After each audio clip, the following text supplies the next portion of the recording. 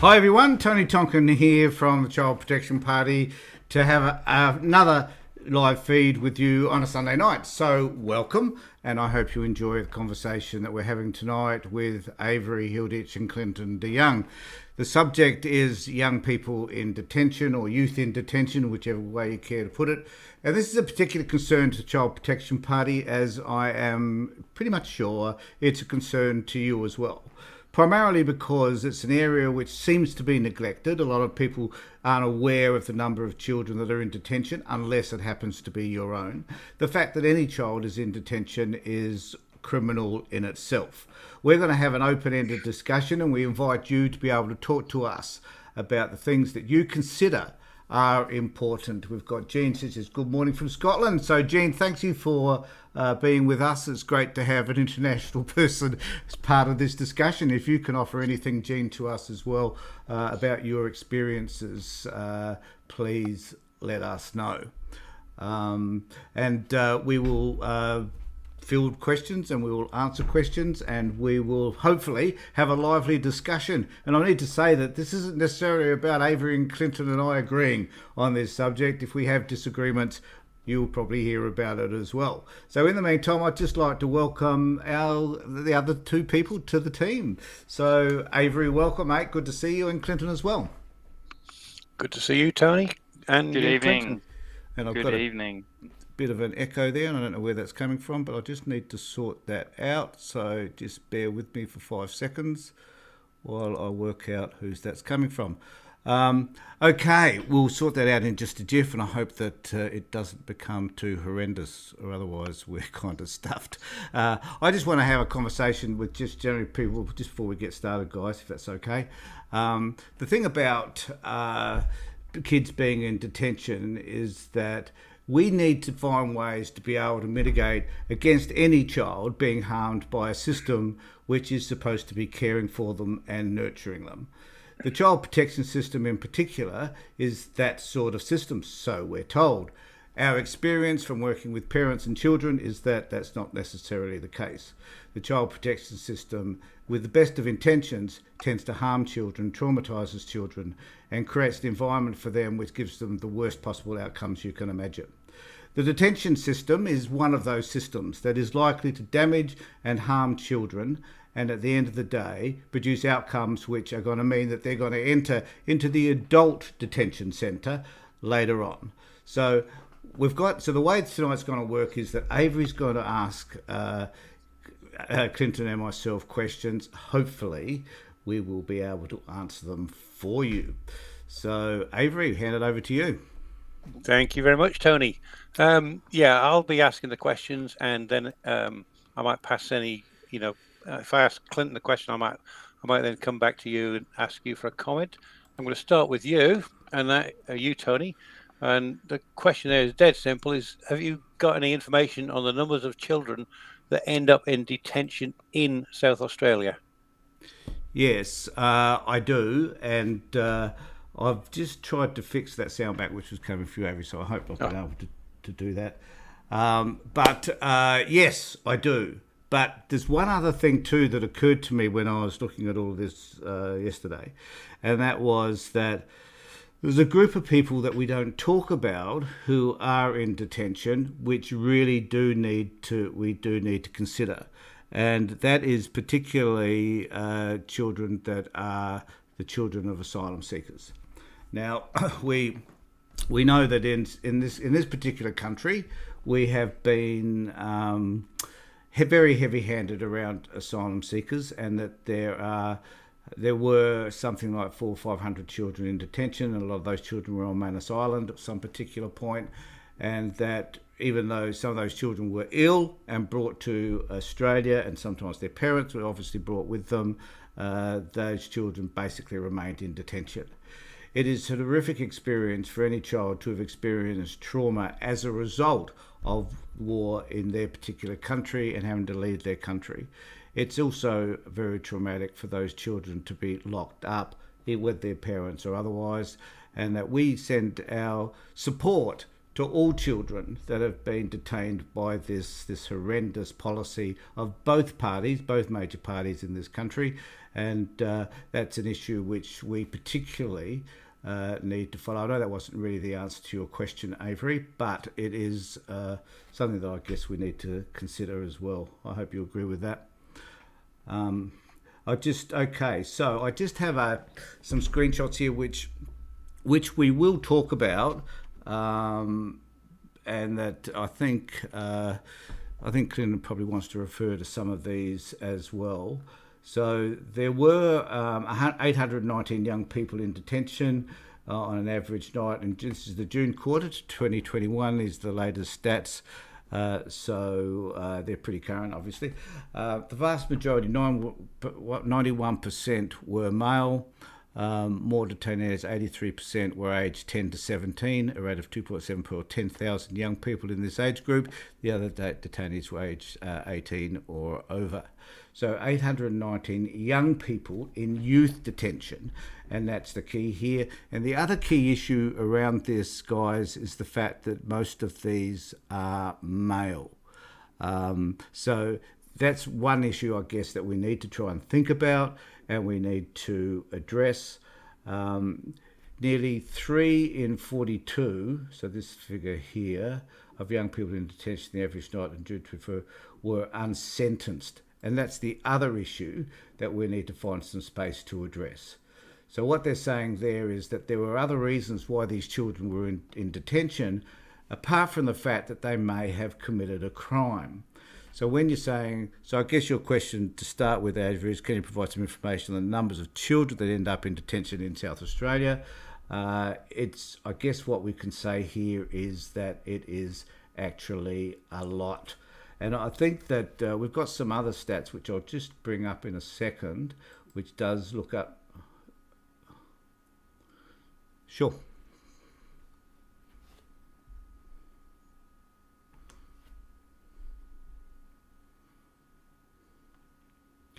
Yes, so there would be a group of kids who are simply locked up because they're just hard to handle, and it doesn't have to be running away from necessarily residential care facilities. Yeah, it's also running away from home, from foster care. It also might be some kids running away from their family home as well, because there's some sort of violence or abuse or something that's happening there. They're roaming the streets. They associate with other kids with similar experiences, I guess. They feel a sense of belonging as a result of all of that, and they therefore get into mischief. And so, yes, there's a number of kids. So the question we are asking tonight really is, I guess, what other services can be offered? Why is this a problem to start with? Is it fair and reasonable that these children be locked up? Now, I have a graphic here as well, which may wish to be shared. And this is, so in South Australia, detention on average night in June. So these are number of kids in detention on an average night. So that's one night. So South Australia is 25. Queensland. I thought this was interesting. Queensland has 267 people. Your state, Clinton, has 109 kids on an average night, one night. And this is the other one too. Just below here, you will see a graph that talks about those sentenced and those unsentenced. So 72% of children didn't have a sentence laid against them. So the reasons which Avery just highlighted, I guess, are considerable. Indigenous kids, there's a heck of a lot of Indigenous kids, and there's a proportion of 91% male versus female. So there's some of the stats. Avery, if you want to carry on and ask further questions or go to Clinton, go for it.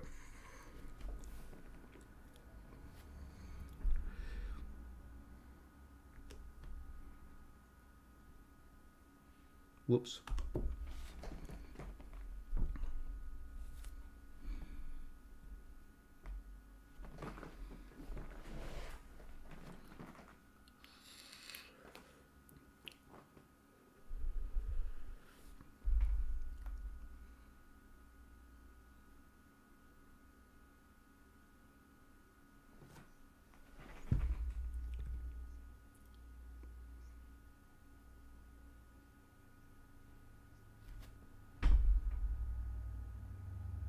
77 of those 102 that Tony referred to earlier are Aboriginal or Torres Strait Islander. So that's a significantly large proportion of people that are incarcerated. And of those 77, 59 of those young people under 18 are non-sentenced. So they're not been sentenced.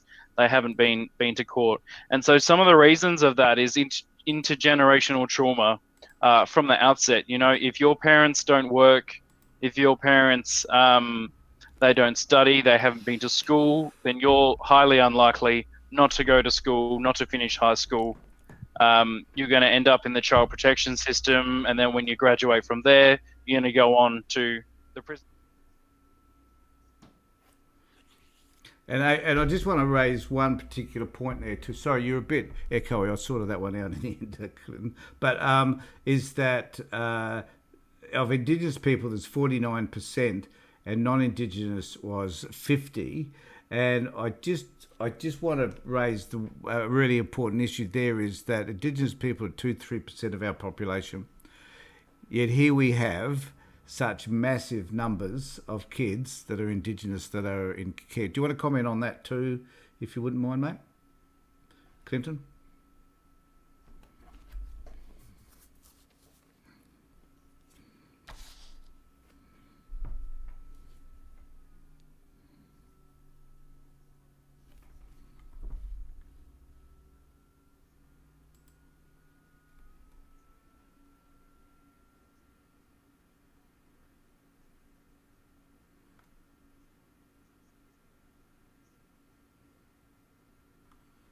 Yeah, and that there's a so there. I guess what we can say is that there's intrinsically some important issues with regard to Indigenous people, and I think that one of those, and Clint, if you want to comment about this, it's cool.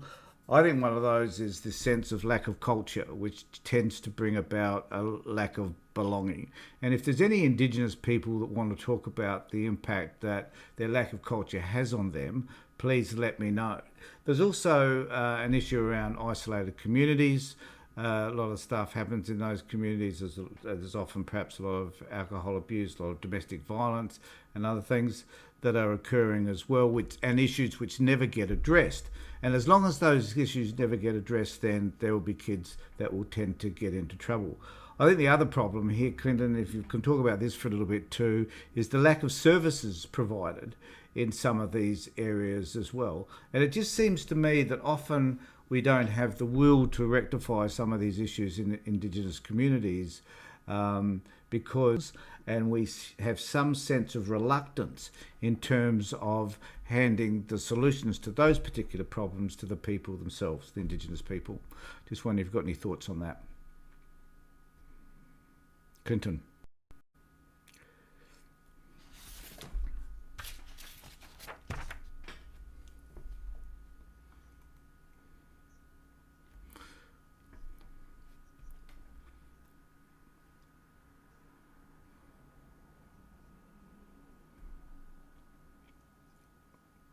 Yep.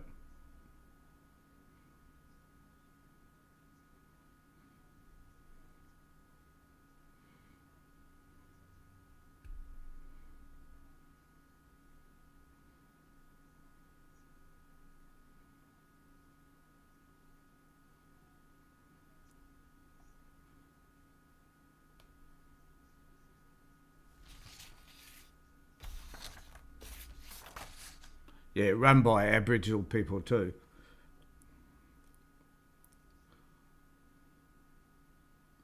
And yeah, and there have been. I think we need to celebrate this. There are a lot of successful communities around Australia too, where Indigenous people have taken control over what's ever happening in their community with outstanding success, and we need to acknowledge that is happening also. Okay, do you want Avery just go to you next, mate? Do you want to have got anything to ask us?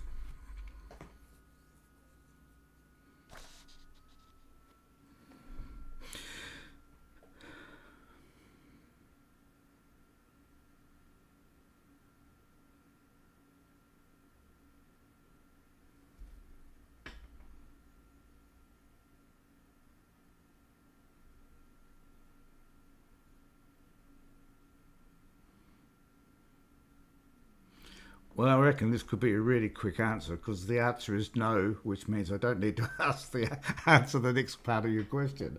No, there's very little progress that we see. I mean, the age of children in detention, I think we had that figure here somewhere, was the age of, I had it here somewhere, I've now lost it. Yes, young people aged 10 and over.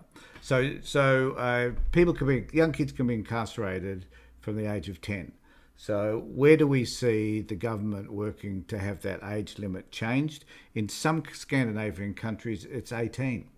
So why can't we be thinking a little bit more progressive about finding ways to care for our young?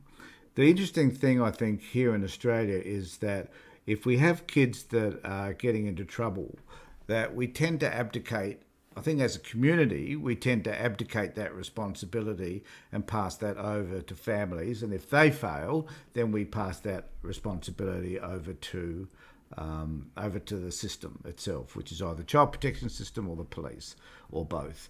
And neither of them are satisfactory at dealing with it until such time as we can find a way to engage our communities in working with our young people so that they don't get into trouble. And we as a community do this very, very poorly.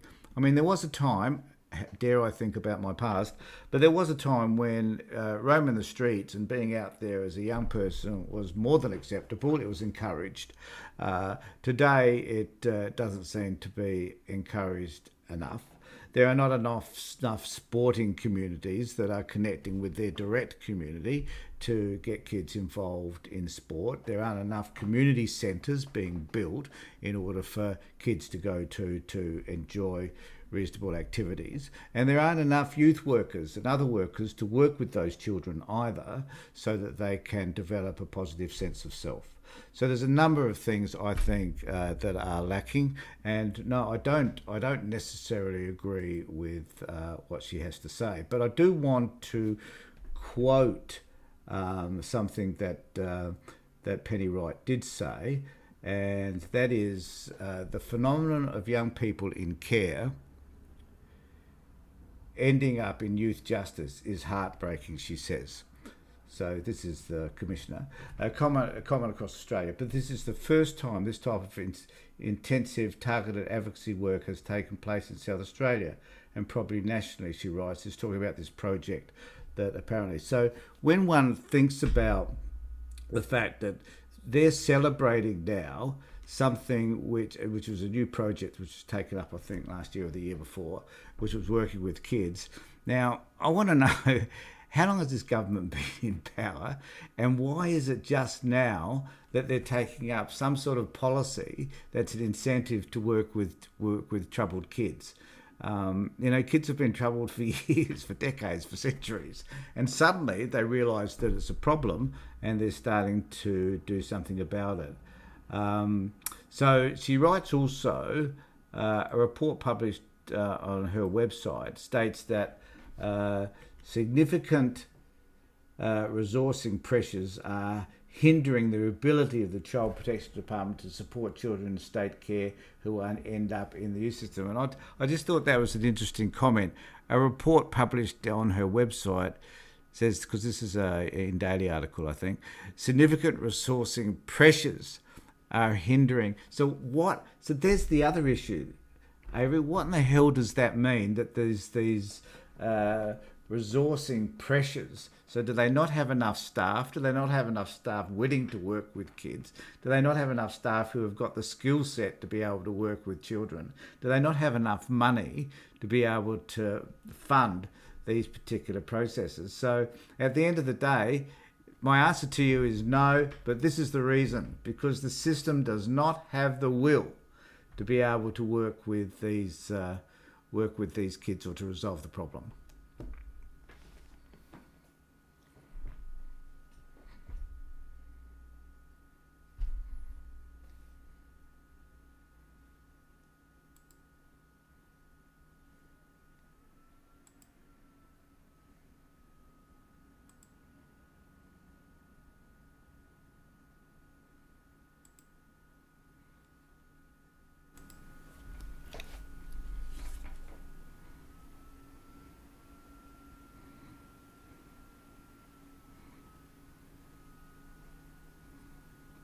Mm.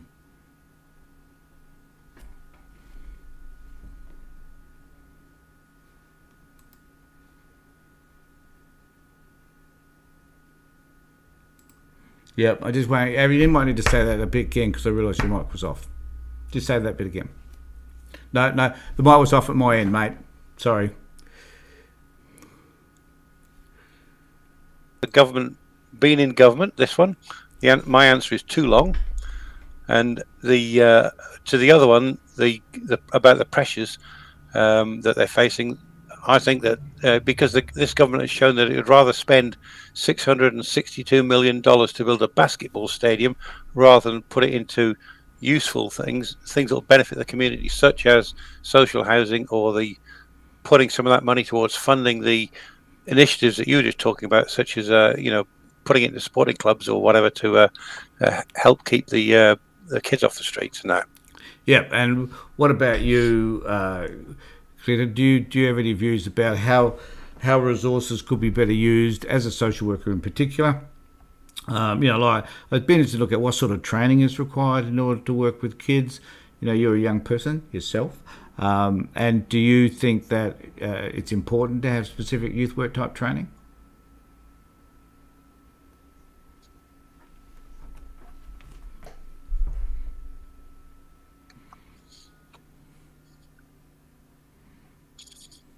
Hmm.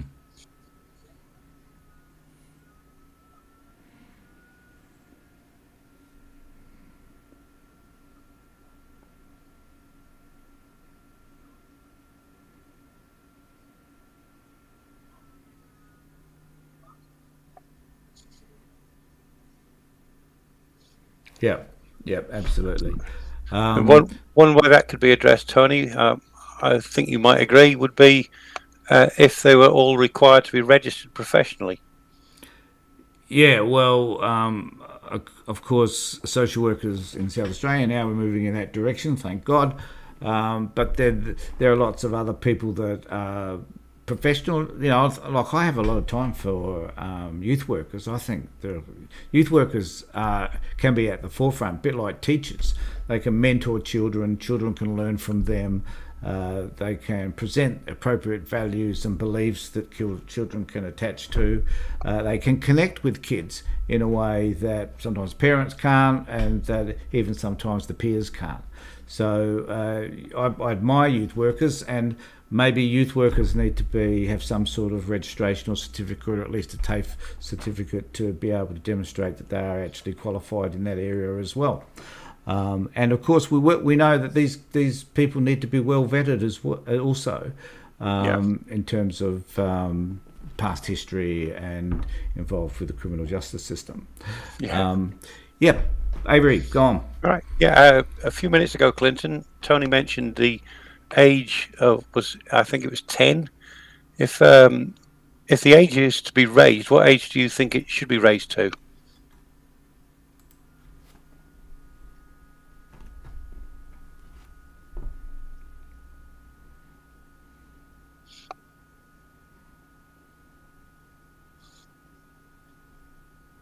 Yeah. What about, as Tony said, in some of the Scandinavian countries, it's 18. Why would you go to 14 rather than 18? They can't vote until they're 18.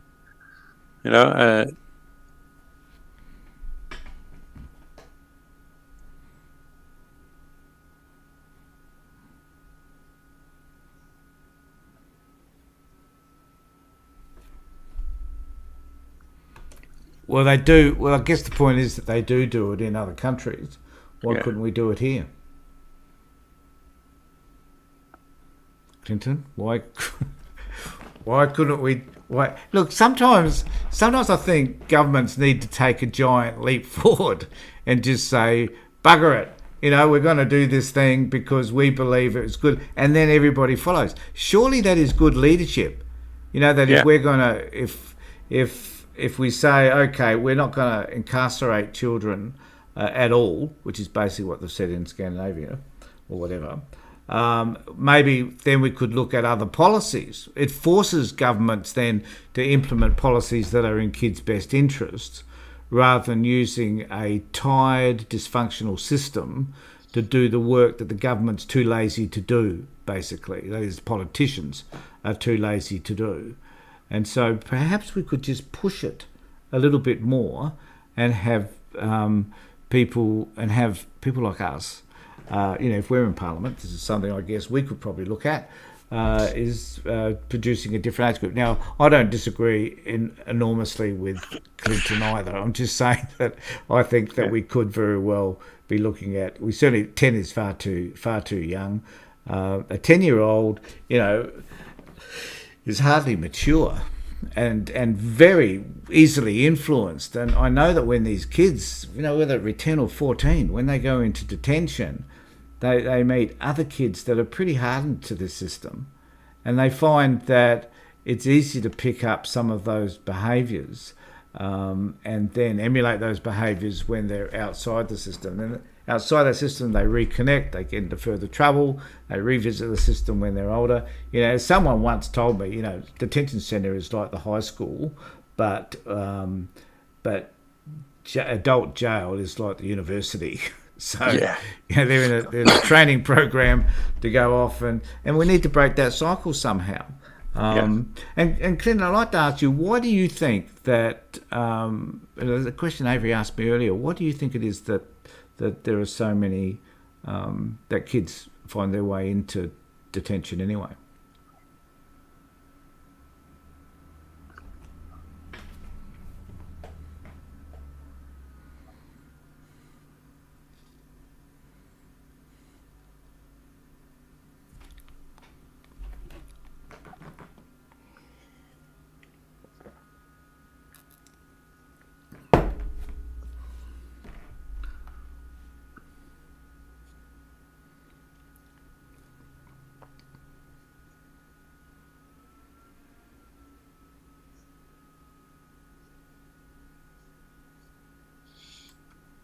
Yeah. I think that's a really good point. That it really is good.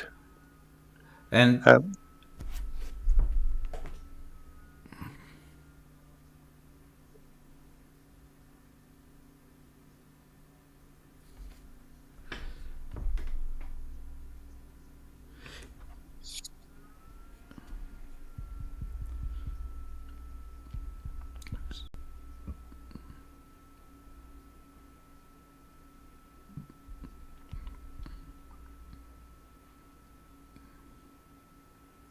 yeah.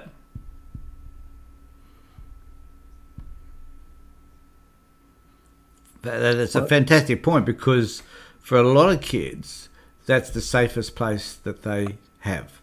Yeah. It's when they're at school. Can that argument then be used to say, let's shorten the school holidays and so that the kids are in a safe place and where they want to be? I think there'd be a lot of parents would agree with that. I think so. I mean, if that's the case in Western Australia, is it unique to Western Australia, or would it be general? Anywhere around Australia, the kids would rather be at school because they've got things to do and which they don't have at home. They're just sitting there on their Xbox or whatever, or I think going out and roaming the streets. Avery, that's a great idea, and I think we could have or spend more money on out-of-school care, for example, and provide better activities for kids, whether that be... When I was at school, we used to go on lots of camps, and I don't know... and I can remember sending my son when he was about 8 or 9 on a camp. He hated it, but nevertheless. But I think there are opportunities for us to look for other ways to engage with kids while they're not at school, and to make life a little bit more fun and enjoyable, and not all about the Xbox and sitting at home in your room on your own. But do we? I mean, do we actually... Sorry, go on, Avery. No, I was just say summer camp is a very common thing in the United States. Come the summer holidays, which are 6 weeks long in the US, the kids are off to camp for 2 or 3 weeks. Yeah. And they're doing all sorts of outdoor activities.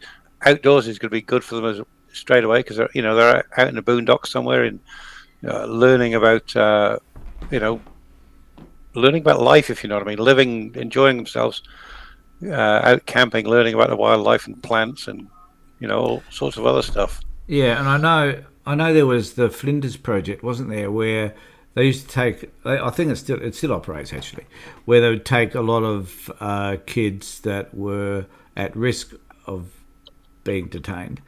They would take them on a camp into the Flinders Ranges, and it was a very successful program. But the problem with it was it seemed to just select a few kids. Like, there are clearly hundreds of kids who need this sort of help. And the question I often ask is, why are we not identifying who those kids are and offering their parents these additional programs that get them out of the house, off the streets, and doing constructive things? So what gets in the way of us finding who these children are and implementing the programs?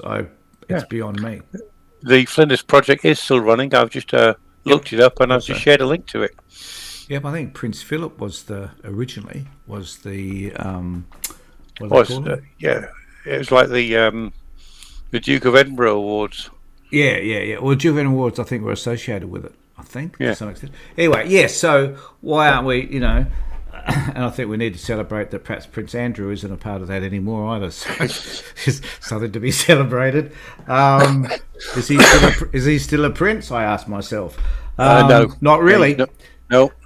Okay, so the other thing too I noticed was in this document that I had from the Australian Institute of Family Studies was that over a 4-year period from the June quarter 2007 to the June 2021, the number of young people in detention on average night fell from 951 to 819. Now, I'm not suggesting that that's particularly significant, but I am suggesting they haven't offered an explanation.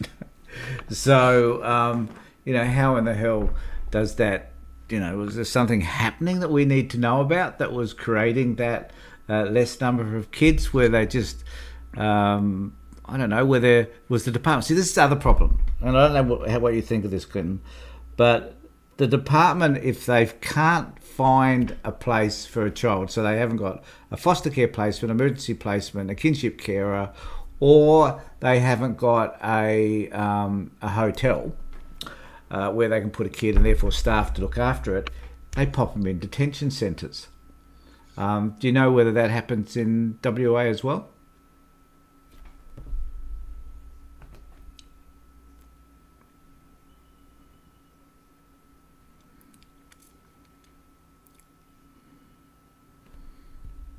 Mm-hmm.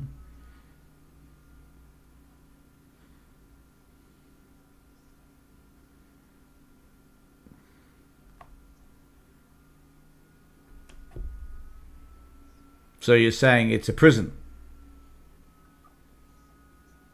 Yes. Right, okay. Because there used to be one here in South Australia at Gillis Plains that I visited. Oh God, I must have been on placement. So that's over 30 years ago, and it was because I was doing some work with the Department of Youth Service, Child and Youth Services. It was then, but and it was a lockdown facility too, and it was barred, and the kids' rooms were locked, and sometimes these kids can't even get out of their rooms for any reasonable amount of time. And there was a report not long ago about lockdowns at the detention centre here in Adelaide. So the kids had a little bit of a riot apparently, and they locked them down, and they locked them down for days, absolute days. And there are some kids that have been locked down for months on end.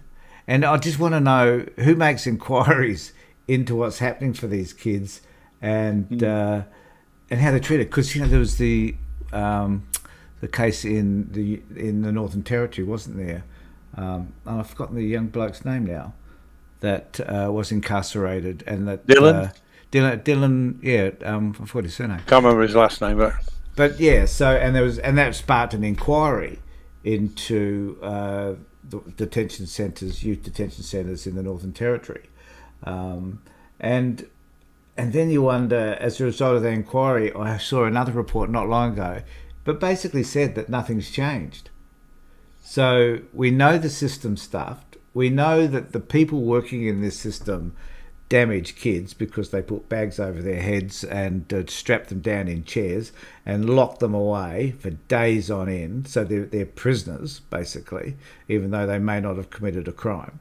And we, as a society, somehow we seem to think that this is acceptable. Like we don't sack politicians because they've made shitty decisions, yet doing nothing about a detention centre that locks kids away is about doing nothing. I think every politician that sees that as acceptable, and detention centres for kids, who are 10 years of age, needs to have their seat taken away from them. It's an easy option for them, isn't it? Just stick the kid away behind bars and throw away the key. Yeah, but then we don't seem to. Sorry, Avery, but we don't seem to consider the end result, and the end result often is that these children go up to commit other crimes.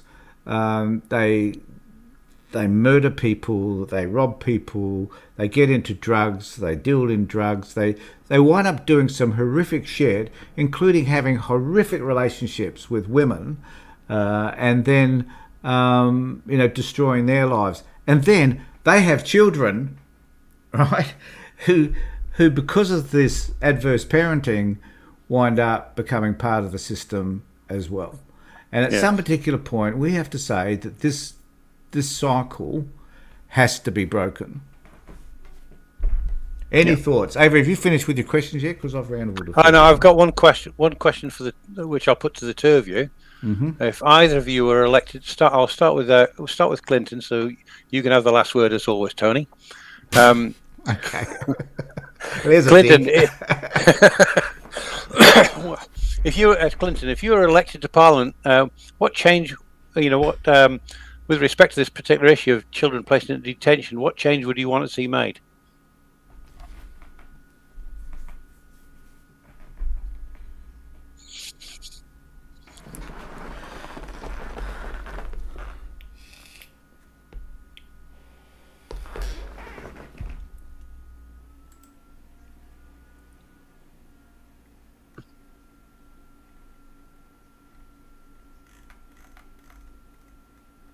Okay, thank you. Tony, same question. Good.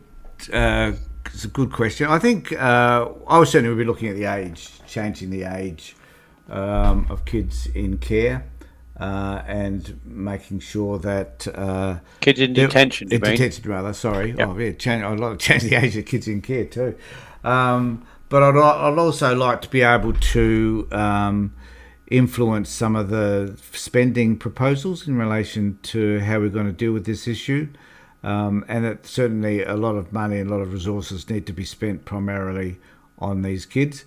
We've talked about this many times, Avery, that the amount of money we're spending in areas which don't impact any of us, such as, let me think, defence, and spending billions of dollars on boats that sink. We could spend 10% of that money on resourcing services for kids.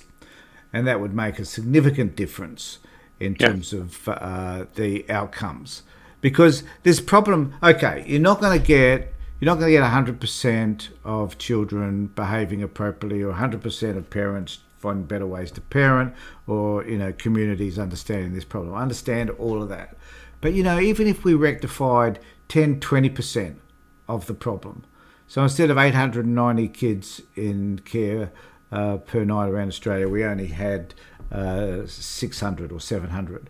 That is certainly a step in the right direction.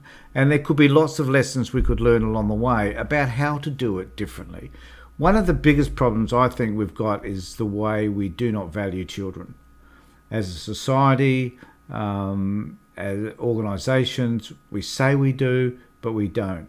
I watched a fabulous video from the Australian Institute of Family Studies during the week, which talked about children having a voice.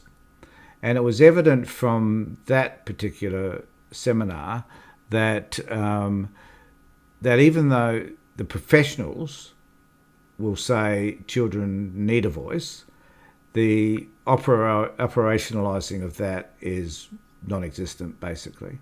In other words, the professionals don't understand the importance that it is for children to have a voice and the improvement in outcomes. So we have this patriarchal system, or a system which gives lip service, I guess, to the need for kids to tell us also. So that would be one thing that I would like to implement, is to be able to provide a better and louder voice. One of the things we did talk about in the Child Protection Party a few years ago was about the youth parliament. And I would certainly like to instigate, so we do have a youth parliament here in South Australia. It's run by YMCA, I think, run it. But it's something that we could put more money behind and play more than just lip service to as well, and allow those kids to have a voice so that the things that they believe are important could be presented to Parliament and consequently implemented.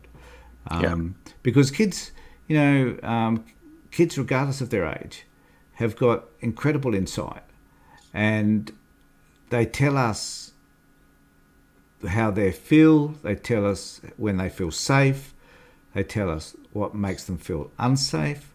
And so with all that information, we could be implementing programs which cause them to feel safer, I reckon. A good reason, I think, for asking children what as well, involving them in it, is if you ask an adult a particular question, you're very likely not going to get an honest answer, but children are basically inherently honest. They will just tell you how it is. So true. So that's I guess that was kind of like my closing comment. So I don't know how that, whether Clinton, you got anything final words you'd like to say on this subject? Right. Well, we know that you're good. I would also like to suggest that if you're watching this on YouTube, that you do subscribe, like what you see,